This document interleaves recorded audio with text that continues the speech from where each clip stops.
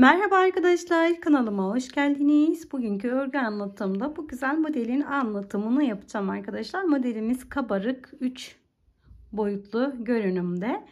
Dilediğiniz örgü çeşitlerinde kullanabilirsiniz ama özellikle çanta modellerine çok harika oluyor arkadaşlar. Uygun renk kullandığınızda, uygun ip kullandığınızda çanta modellerinize çok yakışacak. İlaveten bebek yelekleri ve bebek battaniyelerinde de çok güzel kullanabilirsiniz. Şal ipleri, yelek ipleri kullandığınızda bayan örgü modellerinizde rahatlıkla uygulayabileceğiniz bir örgü modeli arkadaşlar.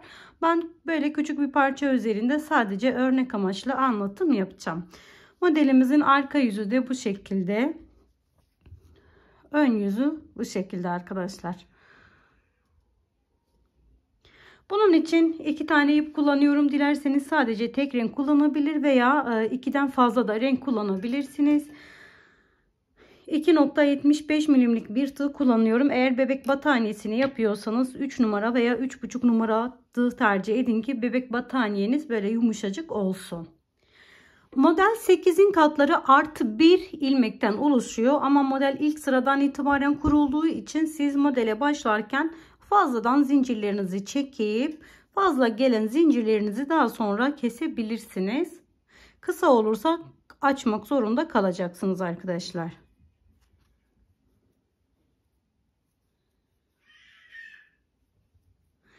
Ben göz kararı 3 model yapacağım. Göz kararı zincirlerimi çekiyorum. Zincirlerinizi yaparken ne çok sıkı ne de çok gevşek yapmayın. Gevşek oldu mu alt kısmı marolaşma olabilir, toplama yapabilir. Ona göre zincirlerinizi normal elinizin ayarına göre yapın. Bu kadar zincirimi çektim. Göz kararı zincir çekiyorum demiştim. Sadece şöyle 3 tane model üzeri kuracağım. Siz ne kadar büyük isterseniz zaten model aynı mantıkla yürüdüğü için rahatlıkla yapabilirsiniz. Bu kadar zincir yeter arkadaşlar. Şimdi hemen ikinci zincire sık iğne olarak döndüm. Girişte bir tane sık iğnemizi yaptık. Başına sarıyorum. 1, 2, 3 atlayıp 4. yuvaya batıyorum. İkili trabzan yaptım. Başına sarıyorum. Aynı yuvaya batıp ikili trabzan yaptım. Toplamda 5 tane ikili trabzanımı aynı yuva içerisinde yapıyorum. Öncelikle 5 tane yaptık bu şekilde. Arasına 2 tane zincir yaptım. Başına sarıyorum. Tekrar aynı yuvaya batıyorum ve 5 tane daha zincirleri trabzanlarımı yapıyorum.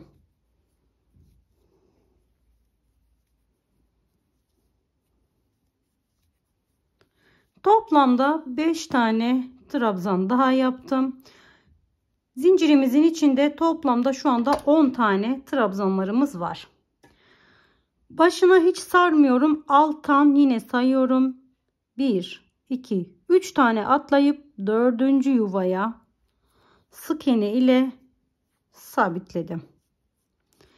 Tekrar başına sarıyorum. 1, 2, 3, 4. yuvaya batarak trabzan yapıyorum. Öncelikle 5 tane trabzan.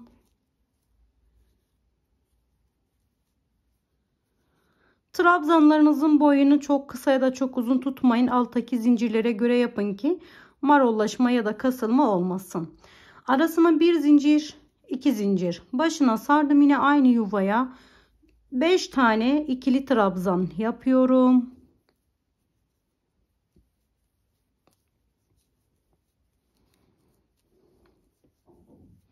Toplamda 10 tane oldu. Yine hiç başına sarmıyorum. 1 atla, 2 atla, 3 atla, 4. yuvaya sık iğne. Tekrar başına sarıyorum. 1 atla, 2 atla, 3 atla, 4. yuvaya bir trabzan. Toplamda öncelikle 5 tane trabzan yapalım.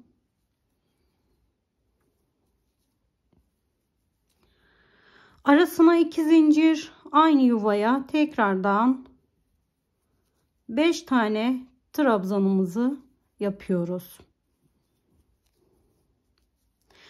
3 model üzeri kuracağımı söylemiştim. Alt zeminimiz 3 tane model üzeri. Dediğim gibi bebek battaniyesi yapıyorsanız aynı mantıkla 1 metre boyunca yapın.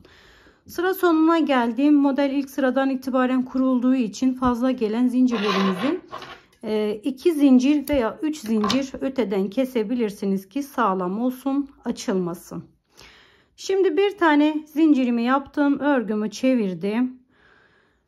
Şurada bakın arkadaşlar, hemen şurada ilk trabzanımız var. İlk trabzanıma batıyorum.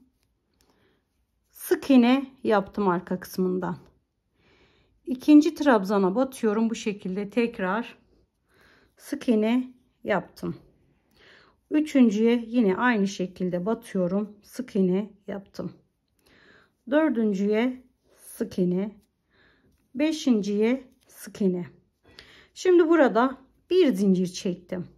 Başına sarmıyorum, hemen sıradakine geçiyorum. Aynı şekilde sık iğne, yanındakine sık iğne, yanındakine sık iğne, tekrar aynı şekilde 10 tane yaptım.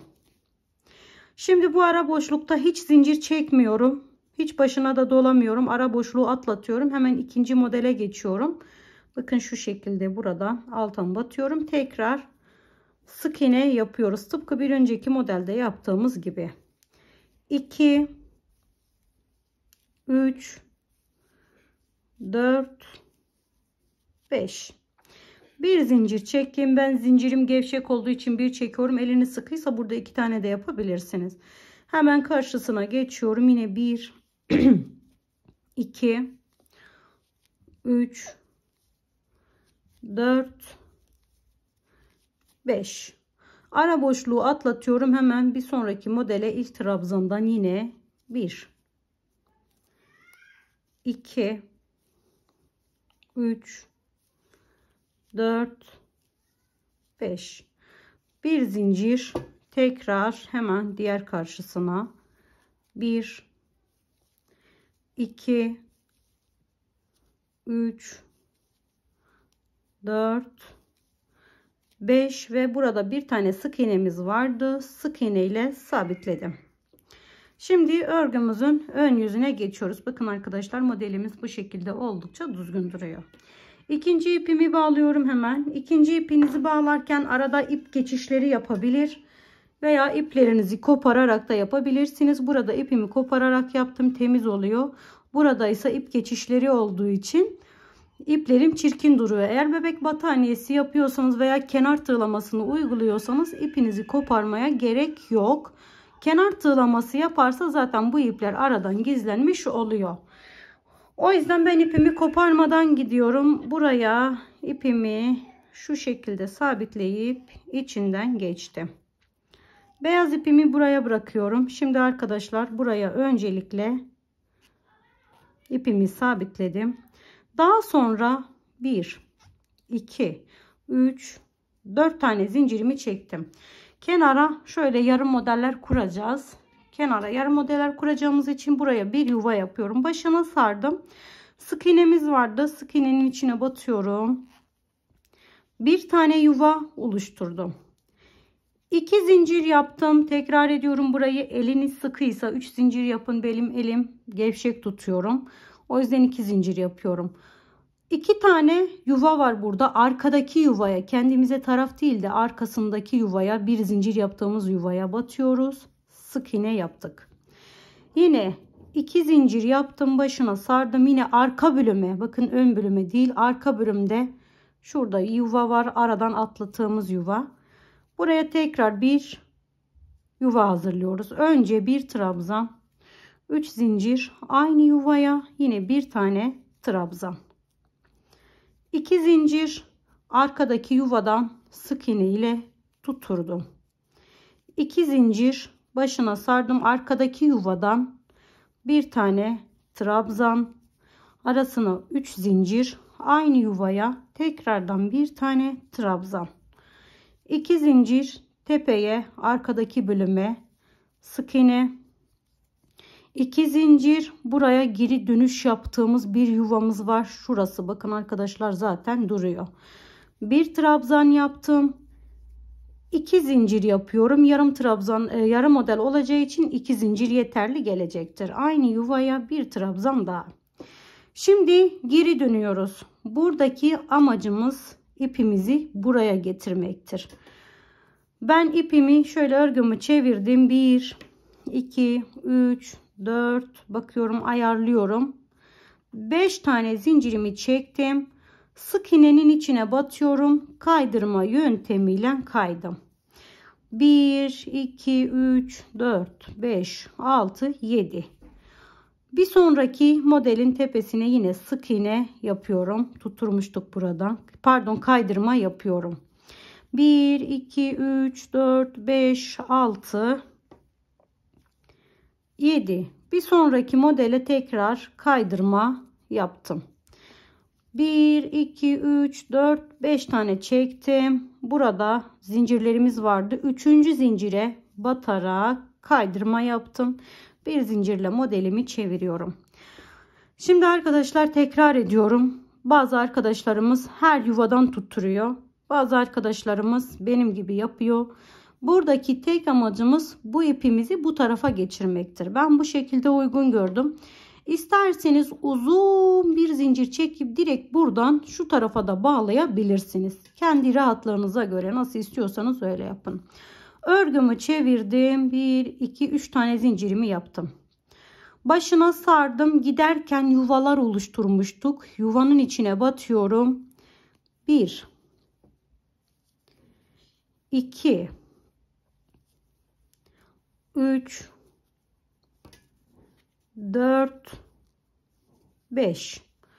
Toplamda 5 tane trabzan yaptım. Kenardaki zinciri saymadan 5 tane trabzanımı yaptım böyle. Şimdi önde 2 tane zincir çekmiştik. Bakın şurası. Önde 2 tane zincirimiz vardı. Buraya sık iğne ile bağladım. Başına sarıyorum. Bir sonraki yuvaya batıyorum. Giderken yuva oluşturduk. Yuvaya batıyorum.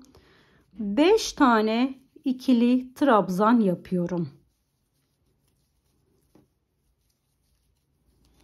Öncelikle 5 tane ikili trabzanlarımı yaptım. 2 zincir, başına sardım. Tekrar aynı yuvaya 5 tane ikili trabzan yapalım.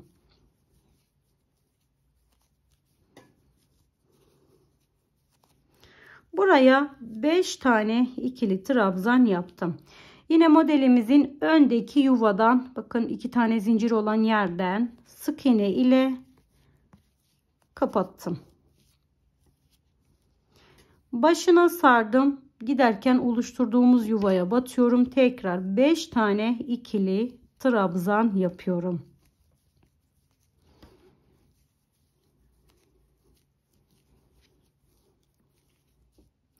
Arasına 2 zincir, başına sardım. 2 zincir çekiyorum giderken, dönerken 1 zincir çekiyorum ki burası belirgin olsun diye.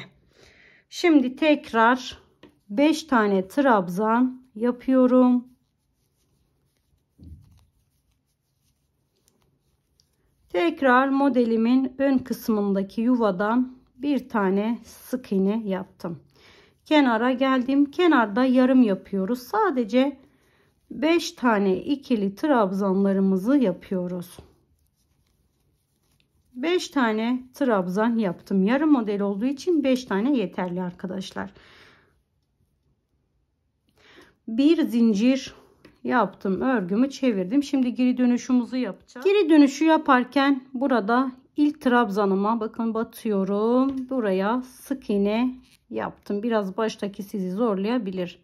İkinciden sık iğne. Üçüncüden sık iğne. Dördüncü ve beşinciyi yaptık. Şimdi arayı atlıyorum. Direkt en baştaki trabzandan aynı şekilde yapıyoruz. Tıpkı beyaz sırada yaptığımız gibi. Toplamda 5 tane trabzan var. Her birinin üzerine bir tane sık iğne. Bir zincir yaptım. Hemen karşıdan tekrar 5 tane sık iğnelerimizi yapalım. Arayı hemen atlıyorum. Hiç zincir çekmeden ilk trabzana geçiyorum yine. Her birinin üzerine bir tane sık iğne.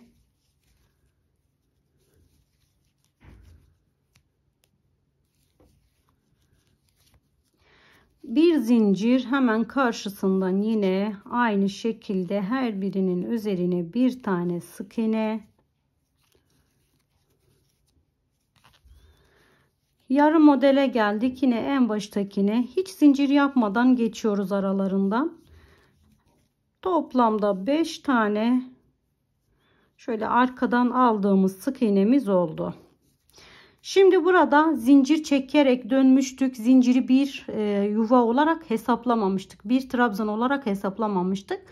Zincir ve trabzanın ara boşluğuna batıyorum. Bir tane sık iğne yaptım. Renk değişimine geçeceğiz arkadaşlar. Renk değişimini yaparken ipimi, böyle beyaz ipimi yukarıya çektim. Örgümü çevirdim. Bakın gördüğünüz gibi modelimizin 3. sırasına geçiyoruz. Şimdi yine 1. sıranın tekrarını yapacağız. Model zaten 2 sıradan oluşuyor. Yani 2 tekrardan oluşuyor. 2 sıra değil de. Önce beyazları tam kurduk. Sonra lilaları 2 tam, kenarlardaki yarım. Şimdi tekrar beyazın tekrarını yapacağız. Öncelikle buraya bir tane sık iğne yaptım. Hemen sıradaki yuvadan bir tane sık iğnemi yaptım. 2 zincir. Başına sardım. Arkada geri dönüş yaptık ya, ara boşluğuna arka taraftaki, öndekine değil, arka taraftakine batıyorum. Bir tane trabzan. 3 zincir, aynı yuvaya tekrar bir tane trabzan. Böylece bir model hazırlamış oluyoruz. 2 zincir, arka taraftakinden tutturuyorum, sık iğne. 2 zincir, başına sardım, yine arka taraftakine batıyorum. Bir trabzan, 3 zincir, aynı yuvaya tekrardan bir trabzan. 2 zincir, arka taraftakine sık iğne. Yine 2 zincir, ara boşluğa batıyorum, bir yuva hazırlıyorum. 3 zincirle aynı yuvaya battım. 2 zincir, şuraya geri dönüşümüz vardı. Şu hemen geri dönüşün son yuvasına batarak sık iğnemizi yaptık. Şimdi tekrar arkadaşlar, amacımız bu ipimizi buraya almaktır. İsterseniz uzunca bir şey yapın, örümcek yapın, isterseniz benim gibi yapın. 5 tane zincirimi çektim, örgümü çevirdim. 5 tane yetmiyor bu sırada, diğer tarafa geçeceğiz. Sayı önemli değil, kasılma olmasın. Kaç tane çektim? 8 tane çektim. Modelin tepesine beyaza kaydırma yöntemiyle kaydım. Şimdi yine 1 2 3 4 5 6 7 tane, normalde yeterli geliyor benimki. Yine sık iğne yaptığım yere kaydırma ile kaydım. 1 2 3 4 5 6 7 8, burası çıkış olduğu için biraz daha uzun yapmam gerekti. Sık iğne ile kapattım burayı. Yine örgümü çevirdim, hemen girişte tekrar bir tane sık iğne yaptım. Modele geçiyoruz. Başına sardım. Bakın yuvaya batıyorum. 5 tane ikili trabzan yapıyoruz. Toplamda 5 tane yaptım. Arasına 2 zincir, aynı yuvaya yine 5 tane ikili trabzan. Burada biraz hızlandım. Zaten daha önce yaptığımız için kafanız karışmaz diye düşünüyorum. Yine öndeki detayları yine yavaş anlatıyorum. Öndeki yuvaya batıyorum. Bir tane sık iğne. Modelimiz şeklini alsın diye. Başına sardım. Yuvaya batıyorum. Tekrardan öncelikle 5 tane trabzan, 2 zincir, yine 5 tane trabzan yapalım arkadaşlar. Toplamda 10 trabzan yaptım. Yine öndeki modelin tam ucundan tutturuyorum. Sık iğne yaptım. Tekrar başına sardım, yuvaya batıyorum. Öncelikle 5 tane trabzan yapalım arkadaşlar. 2 zincir, tekrar 5 tane trabzan aynı yuvaya yapalım. 10 tane trabzanımı yaptım arkadaşlar. Buraya geri dönüş yapmıştık. Tam dibine batıyorum. Sık iğne yaptım. Bir zincir yaptım. Bu modeli de, bu sırayı da böyle geldik. Yine geri dönüşümüzü yapacağız. Geri dönüşümüzü ben başlatayım, siz devam edersiniz. En baştaki trabzanın, şöyle en baştaki trabzanın üzerine sık iğne ve sıradakilerin hepsinin üzerine sık iğne yapıyoruz. Bir zincir ve hemen karşısına geçiyoruz. Toplamda 5 tane sık iğne diğer tarafta yapıyoruz. Her bir trabzanın üzerine bir tane.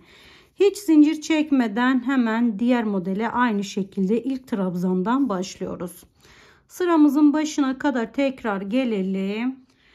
Toplamda burayı da 5 tane yaptım arkadaşlar. Bakın burada bir zincirimiz var. Bunu trabzan olarak sakın görmeyin. Kafanız karışmasın. Siz sayı olarak 5 tane yapın. Ve hemen çıkışa sık iğne ile sabitledim. Beyazda ipimizi bitirdik. Tekrar diğer renge geçiyoruz. Örgümü çevirdim. Yine aynı şekilde burada yaptığımız işlemin aynısını yapacağız arkadaşlar. Beraber başlayalım. Siz devam edersiniz. Buraya 1 2 3 4 tane zincir çektim. Başına sardım. Bakın sık iğnemiz var burada. Sık iğneye batarak bir yuva oluşturduk. 2 zincir arka taraftan tutturuyorum. 2 zincir arka taraftan tutturuyorum. Trabzan yaptım. 3 zincir aynı yuvaya tekrardan trabzan yaptım. 2 zincir arkasından tutturuyorum. 2 zincir arkasından tutturuyorum. Bir trabzan. 3 zincir aynı yuvaya bir trabzan. 2 zincir arkasından tutturuyorum. Bir sık iğne. 2 zincir şuradaki çıkış noktasına geri dönüş yaptığımız yer. Bir trabzan, 2 zincir aynı yuvaya bir trabzan. Arkadaşlar kafanız karışırsa o lila ipimi bağladığım yere kadar geri sarıp tekrardan izleyebilirsiniz. Aynı şekilde yapıyoruz çünkü yarımlar, bakın burası yarımlar içindir. Modelimiz bu şekilde sürekli kendini tekrar ediyor. Bir beyazın tekrarı, bir lilanın tekrarı. Tabi sizin kaç tane ip kullandığınıza bağlı. Bir de büyük parçasında da göstermek istiyorum. İstediğiniz zaman, yani istediğiniz kadar aynı tekrarları istediğiniz ölçüye gelene kadar uygulayabilirsiniz.